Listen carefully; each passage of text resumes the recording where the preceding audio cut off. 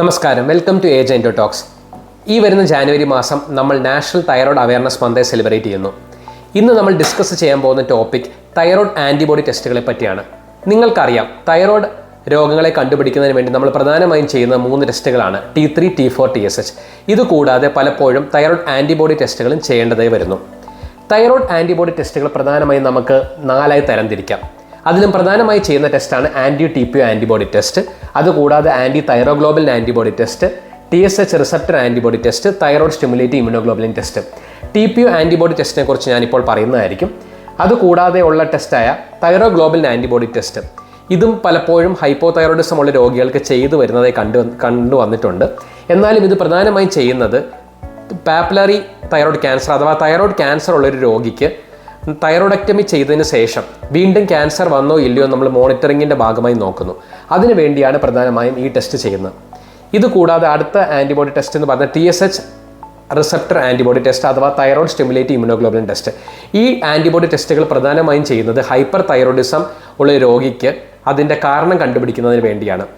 ഈ test positive ആവുകയാണെങ്കിൽ ആ പേഷ്യൻറ്റിന് ഗ്രേവ്സ് ഡിസീസ് അഥവാ ഹൈപ്പർ തൈറോയിഡിസം ഉണ്ടെന്ന് കൺഫേം ചെയ്യപ്പെടുന്നു. ഇനി നമ്മൾ പ്രധാനമായും ചെയ്തു വരുന്ന ടെസ്റ്റായ ആൻറ്റി TPO ആൻറ്റിബോഡി ടെസ്റ്റിലേക്ക് കടന്നു വരാം. എന്തിനാണ് ആൻറ്റി TPO ആൻറ്റിബോഡി ടെസ്റ്റ് ചെയ്തു വരുന്നത്? ഹൈപ്പോതൈറോയിഡിസം ഉണ്ടെന്ന് ഒരു പേഷ്യൻറ്റിന് കൺഫേം ചെയ്തതിന് ശേഷം അതിൻ്റെ കാരണം കണ്ടുപിടിക്കുന്നതിന് വേണ്ടിയാണ് നമ്മൾ ആൻറ്റി TPO ആൻറ്റിബോഡി ടെസ്റ്റ് ചെയ്തു വരുന്നത്. Anti TPO antibody test positive ആവുകയാണെങ്കിൽ ആ പേഷ്യൻറ്റിന് ഹാഷിമോട്ടോസ് തൈറോയിഡൈറ്റിസ് അഥവാ ഓട്ടോ ഇമ്യൂൺ തൈറോയിഡൈറ്റിസ് ഉണ്ടെന്ന് കരുതപ്പെടുന്നു. ഈ ആൻറ്റിബോഡി ടെസ്റ്റ് പോസിറ്റീവ് ആകുന്നത് കൊണ്ട് മാത്രം നമ്മൾ ഇതിന് വേറെ ട്രീറ്റ്മെൻറ്റിൽ മാറ്റം ഒന്നും തന്നെ വരുത്താൻ പോകുന്നില്ല. ആൻറ്റിബോഡി ടെസ്റ്റ് പോസിറ്റീവായ ഉള്ള ആൾക്ക് ഒരിക്കൽ മാത്രം ടെസ്റ്റ് ചെയ്താൽ മതി. അതുപോലെ തന്നെ 90% ആളുകൾക്കും ഈ ടെസ്റ്റ് പോസിറ്റീവായി കണ്ടുവരാറുണ്ട് ഹൈപ്പോതൈറോയിഡിസത്തിൽ.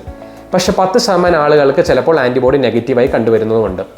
അതുപോലെ ആൻറ്റിബോഡി നോർമൽ ആളുകൾക്കും ചിലപ്പോൾ പോസിറ്റീവായി കണ്ടുവരുന്നു. ഈ ആൻറ്റിബോഡി പോസിറ്റീവ് ആയതുകൊണ്ട് മാത്രം തൈറോയ്ഡ് രോഗമുണ്ടെന്ന് നമുക്ക് കൺഫേം ചെയ്യാൻ പറ്റത്തില്ല. ആൻറ്റിബോഡി പോസിറ്റീവ് ആവുകയാണെങ്കിൽ നമ്മൾ അടുത്ത സ്റ്റെപ്പ് എന്നത് TSH ചെക്ക് ചെയ്ത് നോക്കുക എന്നുള്ളതാണ്. TSH കൂടുകയും അതേപോലെ തൈറോയ്ഡ് ഹോർമോൺസ് ആയ T3, T4 കുറയുകയും ചെയ്യുകയാണെങ്കിൽ ആ പേഷ്യൻറ്റിന് ഹൈപ്പോതൈറോയിഡിസം ഉണ്ടെന്ന് കരുതുന്നു. ഇനി നമുക്ക് പ്രധാനമായും ഈ ആൻറ്റിബോഡി ടെസ്റ്റുകളെ പറ്റി ആളുകൾക്കുണ്ടാകുന്ന ചില സംശയങ്ങളെ പറ്റി ഡിസ്കസ് ചെയ്യാം. നമ്മൾ എന്തുകൊണ്ടാണ് ഇതിനെ ഹാഷിമോട്ടോസ് തൈറോയിഡൈറ്റിസ് എന്ന് പറയുന്നത്, ഓട്ടോഇമ്യൂൺ തൈറോയിഡൈറ്റിസിനെ പറയുന്നതെന്ന് വെച്ചാൽ ഈ ഓട്ടോഇമ്യൂൺ തൈറോയിഡൈറ്റിസ് ആദ്യമായി ഡിസ്ക്രൈബ് ചെയ്യുന്ന ജാപ്പനീസ് സയൻറ്റിസ്റ്റായ ഹാഷിമോട്ടോയാണ്. അപ്പോൾ ഹക്കാരോ ഹാഷിമോട്ടോ ഡിസ്ക്രൈബ് ചെയ്തുകൊണ്ടാണ് ഇതിനെ ഹാഷിമോട്ടോസ് തൈറോയിഡൈറ്റിസ് എന്നറിയപ്പെടുന്നത്. അപ്പോൾ ഇത് ഉണ്ടെന്ന് പറഞ്ഞാൽ ഇതിൻ്റെ ഹാഷിമോട്ടോസ് തൈറോയിഡൈറ്റിസ് എന്ന് പറഞ്ഞാൽ നമ്മുടെ രക്തത്തിൽ തൈറോയിഡിന് അഗെയിൻസ്റ്റ് ആയിട്ടുള്ള ആൻറ്റിബോഡീസ് ഉണ്ട് എന്നുള്ളതാണ് അതിനർത്ഥം. ഇനി ചോദ്യങ്ങളിലേക്ക് കിടക്കാം. ആദ്യമായും പ്രധാനമായിട്ടും ആളുകൾക്കുള്ള ചോദ്യം, നമ്മൾ ഒരിക്കൽ ആൻറ്റിബോഡി ടെസ്റ്റ് ചെയ്ത് അത് വീണ്ടും റിപ്പീറ്റ് ചെയ്യേണ്ട ആവശ്യമുണ്ട്, എത്ര ഫ്രീക്വൻ്റ് ആയിട്ട് റിപ്പീറ്റ് ചെയ്യണം എന്നുള്ളതാണ്. ആക്ച്വലി ഒരു കാര്യം പറയുകയാണെങ്കിൽ ഇതൊരു ഡയഗ്നോസ്റ്റിക് ടെസ്റ്റാണ്. രോഗനിർണയത്തിന് വേണ്ടി മാത്രമാണ് ഈ ടെസ്റ്റ് ഉപയോഗിക്കുന്നത്. ഈ ടെസ്റ്റ് പോസിറ്റീവ് ആണെങ്കിൽ ഓട്ടോഇമ്യൂൺ തൈറോയിഡൈറ്റിസ് ഉണ്ട് എന്ന് മാത്രമാണ് ഇതിനർത്ഥമുള്ളത്. അല്ലാതെ ഇതിൻ്റെ ടൈറ്ററിനോ ഇതിൻ്റെ വാല്യൂസിനോ പ്രത്യേകിച്ച് സിഗ്നിഫിക്കൻസ് ഇല്ല. അതുപോലെ ടൈറ്റർ കൂട്ടുന്നതിന് വേണ്ടിയോ കുറയ്ക്കുന്നതിന് വേണ്ടി പ്രത്യേകിച്ച് ട്രീറ്റ്മെൻറ്റ് അവൈലബിളും അല്ല. അതുകൊണ്ട് നമ്മൾ ഒരിക്കലും ഈ പോസിറ്റീവ് ആയതുകൊണ്ട് ട്രീറ്റ്മെൻറ്റിന് പ്രത്യേകിച്ച് മാറ്റമൊന്നും വരുത്താൻ പോകുന്നില്ല. അടുത്ത ചോദ്യം എന്ന് പറയുന്നത്, ഒരിക്കൽ ആൻറ്റിബോഡി ടെസ്റ്റ് പോസിറ്റീവ് ആയാൽ അത് ജീവിതകാലം മുഴുവൻ നിൽക്കുമോ എന്നുള്ളതാണ്. ആൻറ്റിബോഡി ടെസ്റ്റ് പോസിറ്റീവ് ആയുള്ള ആളുകളിലൊക്കെ അത് ലൈഫ് ലോങ് തന്നെ നിൽക്കാനുള്ള ചാൻസസ് ഉണ്ട് എന്നുള്ളതാണ്. ചിലപ്പോൾ ഏജ് കൂടുന്നതനുസരിച്ച് അതിൻ്റെ അളവ് കുറയാമെന്നുണ്ടെങ്കിലും അത് പോസിറ്റീവായി തന്നെ നിൽക്കുന്നു. പക്ഷേ അതുകൊണ്ട് നമ്മുടെ ട്രീറ്റ്മെൻറ്റ് പ്രത്യേകിച്ച് ഡിഫറൻസ് ഒന്നും വരാത്തത് കൊണ്ട് അതിൽ ഒരു വലിയ സിഗ്നിഫിക്കൻസ് ഉള്ളതായി കരുതുന്നില്ല. അതേപോലെ വേറൊരു സംശയം, ഒരിക്കൽ ഈ ആൻറ്റിബോഡി ടെസ്റ്റ് പോസിറ്റീവ് ആയതുകൊണ്ട് മറ്റ് ഓട്ടോ ഇമ്മ്യൂൺ രോഗങ്ങൾ വരാമോ എന്നുള്ളതാണ്. ആക്ച്വലി നമുക്ക് ഒരു കോസേറ്റീവ് ഫാക്ടറായിട്ട് ഈ ആൻറ്റിബോഡി നമ്മൾ മറ്റ് രോഗങ്ങൾ ഉണ്ടാക്കുമെന്നോ ഒരിക്കലും പറയുന്നില്ല. പക്ഷേ ഈ ഒരു ഓട്ടോഇമ്യൂൺ തൈറോയിഡൈറ്റിസ് ഉള്ളവർക്ക് മറ്റ് ഓട്ടോ ഇമ്മ്യൂൺ രോഗങ്ങളുമായിട്ട് അസോസിയേഷൻ ഉണ്ടെന്ന് പഠനങ്ങൾ കാണിക്കുന്നു. ഫോർ ഒരു എക്സാമ്പിൾ പറയുകയാണെങ്കിൽ ടൈപ്പ് 1 ഡയബറ്റീസ് ഒരു ഓട്ടോ ഇമ്മ്യൂൺ രോഗമാണ്. ടൈപ്പ് 1 ഡയബറ്റീസ് ഉള്ള ആളുകൾക്ക് നമ്മൾ സ്ക്രീനിങ് ചെയ്യുന്നതിൻ്റെ കൂട്ടത്തിൽ ആൻറ്റി TPO ആൻറ്റിബോഡി ടെസ്റ്റും കൂടെ ചെയ്യുന്നു, അവർക്ക് ഓട്ടോഇമ്യൂൺ തൈറോയിഡൈറ്റിസ് വരാനുള്ള റിസ്ക് ഉള്ളതുകൊണ്ട്. അതുപോലെ തന്നെ അഡ്രീനൽ ഇൻസഫിഷ്യൻസി, അത് അഡ്രീനൽ ഗ്ലാൻഡിൻ്റെ അപര്യാപ്തത ഉള്ള ആളുകൾക്ക് നമ്മൾ ഇതുപോലെ തന്നെ മറ്റ് ആൻറ്റിബോഡീസും ചെക്ക് ചെയ്ത് നോക്കുന്നു, തൈറോയിഡിൻ്റെയും എല്ലാം. കാരണം അവർക്ക് മറ്റ് എൻഡോക്രൈൻ ഗ്രന്ഥികളിലും ഇതുപോലെ അസുഖങ്ങൾ വരാനുള്ള ചാൻസസ് ഉള്ളതുകൊണ്ട്. അല്ലാതെ ഇത് വരുന്നത് കൊണ്ട് മറ്റ് രോഗങ്ങൾ വരണമെന്ന് ഒരു നിർബന്ധവും പറയുന്നില്ല. പിന്നെയുള്ളൊരു ചോദ്യം, അതായത് ആൻറ്റിബോഡി ടെസ്റ്റ് പോസിറ്റീവാണ്, പക്ഷേ തൈറോയ്ഡ് ഫംഗ്ഷൻ നോർമലായിരിക്കും, T3, T4 നോർമലാണ്. അപ്പോൾ ഞാൻ മുമ്പ് പറഞ്ഞ പോലെ TSH ചെക്ക് ചെയ്ത് നോക്കുക അങ്ങനെയുള്ള ആളുകളിൽ. TSH നമ്മൾ കൂടുതലാണ്, T3 T4 നോർമൽ ആണെങ്കിൽ നമ്മൾ അതിന് സബ് ക്ലിനിക്കൽ ഹൈപ്പോതൈറോയിഡിസം എന്ന് പറയുന്നു. സബ് ക്ലിനിക്കൽ ഹൈപ്പോതൈറോയിഡിസം ഉള്ള ആളുകൾക്ക് ഭാവിയിൽ ഹൈപ്പോതൈറോയിഡിസം വരാനുള്ള റിസ്ക് ഉണ്ട് എന്നാണ് പഠനങ്ങൾ കാണിക്കുന്നത്.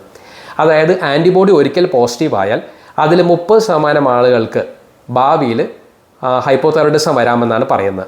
അതിൽ തന്നെ 50% ആളുകൾക്ക് നെക്സ്റ്റ് 20 ഇയേഴ്സിൽ ഹൈപ്പോതൈറോയിഡിസം വരുമെന്നാണ് പഠനങ്ങൾ സൂചിപ്പിക്കുന്നത്. അപ്പോൾ നമ്മൾ ആൻറ്റിബോഡി ടെസ്റ്റുകൾ ചെയ്യുമ്പോൾ ഈ പറഞ്ഞ കാര്യങ്ങൾ ഒക്കെ തന്നെ ശ്രദ്ധിക്കേണ്ടതാണ്. ആദ്യമേ നമ്മൾ അറിഞ്ഞിരിക്കേണ്ട ആൻറ്റിബോഡി ടെസ്റ്റ് നമ്മൾ ചെയ്യുന്നത് ഡിസീസിൻ്റെ, അതായത് തൈറോയ്ഡ് അസുഖത്തിൻ്റെ കാരണം കണ്ടുപിടിക്കുന്നതിന് വേണ്ടിയാണ്. എസ്പെഷ്യലി ഹൈപ്പോതൈറോയിഡിസത്തിന് വേണ്ടിയാണ് പ്രധാനമായും TPO ടെസ്റ്റ് യൂസ് ചെയ്യുന്നത്. അതുപോലെ ഈ ആൻറ്റിബോഡി ടെസ്റ്റുകൾ പലപ്പോഴും ഇപ്പോൾ ഒരു ആൻറ്റിബോഡി ടെസ്റ്റ് പോസിറ്റീവ് ആയതുകൊണ്ട് മറ്റ് ആൻറ്റിബോഡി ടെസ്റ്റ് പോസിറ്റീവ് ആകണമെന്ന് നിർബന്ധമില്ല. ചിലപ്പോൾ ഒരാൾക്ക് മൾട്ടിപ്പിൾ ആൻറ്റിബോഡീസ് പോസിറ്റീവ് ആയി കണ്ടുവരാറുമുണ്ട്. പക്ഷേ ഇത് നമ്മൾ ഓരോ അസുഖത്തിനും നമ്മൾ സ്പെസിഫിക് ആയിട്ട് ആൻറ്റിബോഡി ടെസ്റ്റുകളാണ് ചെയ്യേണ്ടത്. അതേപോലെ നമ്മൾ ചിലപ്പോൾ ചില ആളുകൾക്ക് പ്രത്യേകിച്ച് രോഗം കാണണമെന്നില്ല, അങ്ങനെ ഉള്ളവരിൽ പോലും ചിലപ്പോൾ ആൻറ്റിബോഡി ടെസ്റ്റ് പോസിറ്റീവായി കണ്ടുവരാറുണ്ട്.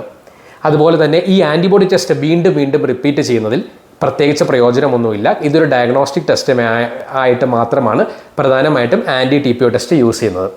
അതുപോലെ ഒരിക്കൽ ആൻറ്റിബോഡി പോസിറ്റീവായിട്ട് നിന്നാൽ അത് ജീവിതകാലം മുഴുവൻ നിൽക്കാനുള്ള ചാൻസസ് കൂടുതലാണ്. അതേപോലെ തന്നെ ആൻറ്റിബോഡി ഉള്ള ഒരാൾക്ക്, അതായത് പ്രത്യേകിച്ചും TPO പോസിറ്റീവ് ആയിട്ടുള്ള ഒരാൾക്ക് ഭാവിയിൽ ഹൈപ്പോതൈറോയിഡിസം വരാനുള്ള സാധ്യതയും കൂടുതലാണ്. ഹൈപ്പോതൈറോയിഡിസത്തെ പറ്റിയോ ആൻറ്റിബോഡി ടെസ്റ്റുകളെ പറ്റിയോ മറ്റ് തൈറോയ്ഡ് രോഗങ്ങളെ പറ്റി എന്തെങ്കിലും സംശയം ഉണ്ടെങ്കിൽ നിങ്ങൾക്ക് കമൻറ്റ് ബോക്സിൽ രേഖപ്പെടുത്താവുന്നതാണ്. This is Dr. Rajesh signing off from AJ Endotox. Thank you.